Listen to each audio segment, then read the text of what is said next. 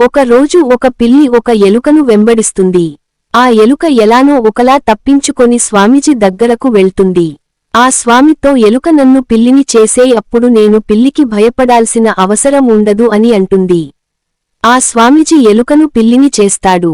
మరొక రోజు ఆ పిల్లిని కుక్క వెంబడిస్తుంది. మళ్ళీ ఆ పిల్లి కుక్క నుండి తప్పించుకొని స్వామీజీ వద్దకి వెళ్తుంది. ఈసారి తనని కుక్కని చేయమని అంటుంది. అప్పుడు కుక్కకి భయపడాల్సిన అవసరం ఉండదు అని అంటుంది. స్వామీజీ పిల్లిని కుక్కగా చేస్తాడు. మరొక రోజు ఆ కుక్కని సింహం వెంబడిస్తుంది. మరలా తప్పించుకొని స్వామీజీ వద్దకి వెళ్లి ఈసారి సింహాన్ని చెయ్యమంటుంది. స్వామీజీ కుక్కని సింహంగా చేస్తాడు. అప్పుడు ఆ సింహం ఇప్పుడు ఎవరికి భయపడాల్సిన అవసరం లేదు.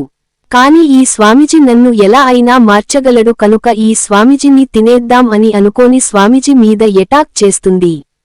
స్వామీజీ వెంటనే మరలా ఎలుకగా మార్చేస్తాడు.